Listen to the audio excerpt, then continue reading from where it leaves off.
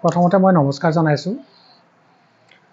হয়, মই যোৱাকালিৰ আগতে আচলতে মই 21 ডিচেম্বৰ তাৰিখে UPPL দলৰ পৰা ৰিজাইন কৰিছোঁ। ৰিজাইন কৰাৰ সময়ত মই CWC মেম্বাৰ আছিলোঁ আৰু তাৰ আগতে মই কেন্দ্ৰীয় সমিতিৰ মই উপসভাপতি হিচাপে কাৰ্যনিৰ্বাহ কৰিছিলোঁ। কিন্তু দলত থকাৰ সময়ত মই উপসভাপতিয়ে নাইবা CWC হৈ থকাৰ সময়ত মই নিজকে ফুলৰ দানীৰ নিচিনা অনুভৱ কৰিছিলোঁ। মোক কোনো ধৰণৰ দায়িত্ব দলীয় কাম কাজৰ দায়িত্ব অৰ্পণ কৰা হোৱা নাছিল।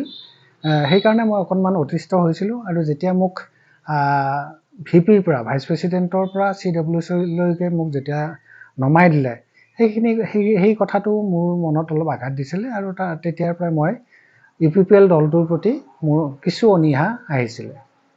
আৰু হাগ্ৰামা মহিলাৰ নেতৃত্বত যিটো BPF দল আছে, এই BPF দলৰ যিটো নীতি আদৰ্শ নাইবা তেওঁলোকৰ কাম কৰাৰ যিটো এটা উৎসাহ, এই উৎসাহটোৰ প্ৰতি মই আকৰ্ষিত হৈ হাগ্ৰামা মহিলাৰী ডাঙৰীয়াৰ নেতৃত্বত আৰু তেখেতৰ মাৰ্গদৰ্শনত মই BPFৰ হৈ ৰাইজৰ কাম কৰিবলৈ আগবাঢ়ি আহিছোঁ আৰু সেই সূত্ৰে মই যোৱাকালি জইন কৰিছোঁ।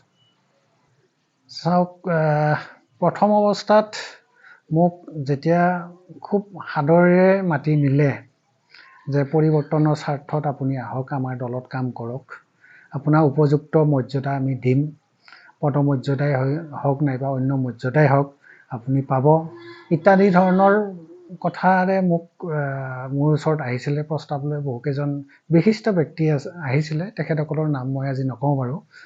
তেখেতসকলৰ অনুৰোধ মৰ্মে মই দলটোত আহিছিলোঁ আৰু সঁচাকৈ তেওঁলোকে মোক প্ৰথম অৱস্থাত VP দিছিলে, ভাইচ প্ৰেচিডেণ্ট দিছিলে। মই যথেষ্ট সুখী আছিলোঁ।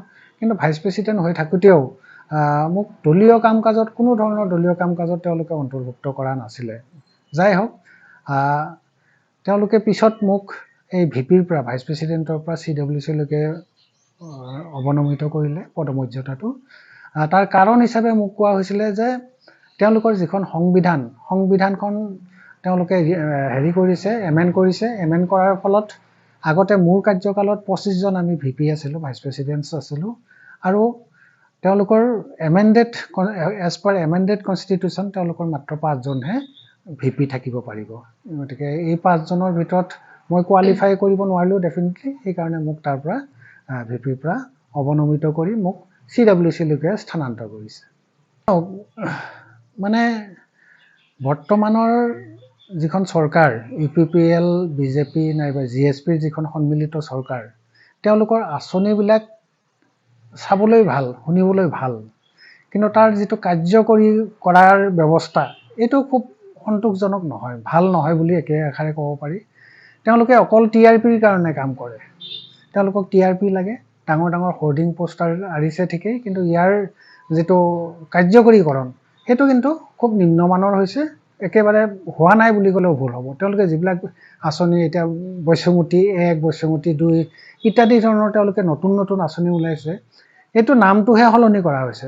বৈশ্যমুতি 1 বা বৈশ্যমুতি 2ত যিবিলাক মাটিৰ কাম কাজ তেওঁলোকে কৰিম বুলি কৈছে, এই কাম কাজখিনি ইতিমধ্যেই চলি আছে। গতিকে সেইটোক আৰু নতুন নাম এটা দি পেলাই তেওঁলোকে এটা আঁচনি হিচাপে তেওঁলোকে ৰাইজৰ আগত উলিয়াই দিছে। আচলতে এইটো এটা এক্সিষ্টিং পলিচিকে তেওঁলোকে নতুন নাম দি পেলাই কৰা কাম সেইটো। এতিয়া চাওক, আজিৰ তাৰিখত আজি কিছুদিন আগতে গঠন হৈছে অৱশ্যে CSBয়ে নাই। BTC গভৰ্ণমেণ্টত চাকৰি দিব পৰাৰ ক্ষমতাটো অকল CSBৰ থাকে, চেণ্ট্ৰেল চিলেকশ্যন বৰ্ডৰ থাকে। এই বৰ্ডখনেই নাই, যিহেতু চাকৰি ক'ৰ পৰা দিলে? আৰু আমিতো দেখা নাই, ব্যৱহাৰিক দিশততো আমি চাকৰি দিয়া কাকোৱে দেখা নাই। গতিকে এইবোৰ মিছা কথা, এইবোৰ কি আৰু এক ৰাজনৈতিক প্ৰচাৰৰ বাহিৰে একো নহয়। less than 20, 20তকৈ কম। কাৰণ যিমানবোৰ তেওঁলোকে কথা কৈছিলে, বিশেষকৈ নিৰ্বাচনৰ আগতে তেওঁলোকে খুব প্ৰথম শব্দটো, আটাইতকৈ বেছি প্ৰচলিত শব্দটো হৈছিলে পৰিৱৰ্তন। পৰিৱৰ্তনটো হৈছে, কিন্তু ভালতকৈ বেয়াৰ পৰিৱৰ্তনটো বেছি হৈছে, 1 নম্বৰ কথা।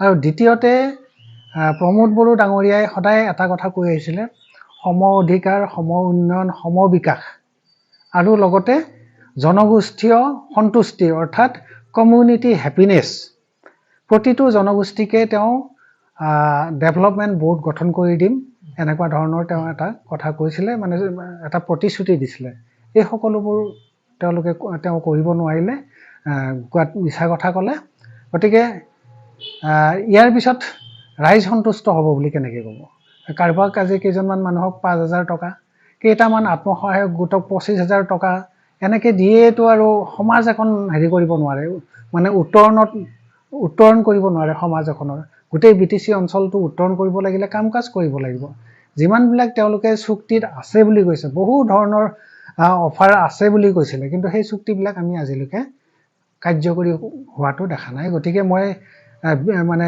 ক্ষমা কৰিব মই প্ৰমোদ বড়ো নাইবা BPL দলৰ ওচৰত ক্ষমা বিচাৰিছোঁ মই দলটোত থাকিও আজিৰ তাৰিখত মই 20তকৈ বেছি নম্বৰ দিব নোৱাৰিম চাওক মই BPF দলত যোৱাকালিহে মই অন্তৰ্ভুক্ত হৈছোঁ BPF দলত সোমাইছোঁ আজিয়ে কৈ দিয়া টান BPF দলত ভৱিষ্যতে কি হ'ব যদি BPF প্ৰধান হাগ্ৰামা নাইবা তেওঁৰ নেতৃত্বই দলৰ নেতৃত্বই মোৰ ওপৰত যদি আস্থা ৰাখে যদি দায়িত্ব অৰ্পণ কৰে মই নিশ্চিতভাৱে তেখেতৰ হাগ্ৰামা মহিলাই ডাঙৰীয়াৰ যি মাৰ্গদৰ্শন সেই মাৰ্গদৰ্শনত মই নিশ্চয় কাম কৰিম আৰু মোৰ এটা বিশ্বাস আছে তেওঁ যি ধৰণে 15 বছৰ বা 17 বছৰ তেওঁ BTCখন চলাইছিলে এই BTCখন চলোৱাৰ যিটো তেওঁৰ অভিজ্ঞতা সেই অভিজ্ঞতাৰে অনাগত দিনবোৰত তেওঁ আৰু কাম কৰিব পাৰিব আৰু BTCখনক এক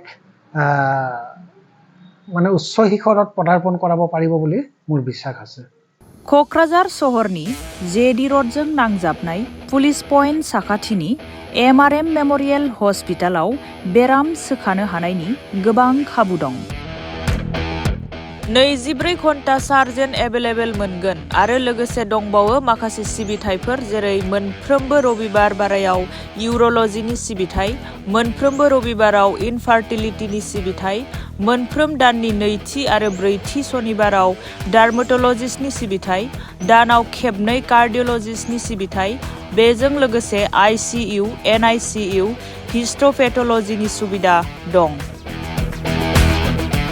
बे हस्पिटालाव गोबां सावस्रि फाहामनायनि राहा मोननो हागोन बे हस्पिटालाव दं critical care medicine paediatrician general medicine OBS and gynae general surgeon orthopaedics ophthalmologist anaesthetist radiologist pathologist cardiologist visiting emergency medicine neurosurgeon visiting residential medical officer physiotherapy diabetology surgical gastroenterologist urologist visiting ENT neuropsychiatry dermatologist visiting histopathological department आरो बे हस्पिटालाव आबुङै automatic कम्पिउटाराइज्ड लेबोरेटरीनि खाबु दं बेफोरनि अनगायैबो 24/7 emergency service ICU NICU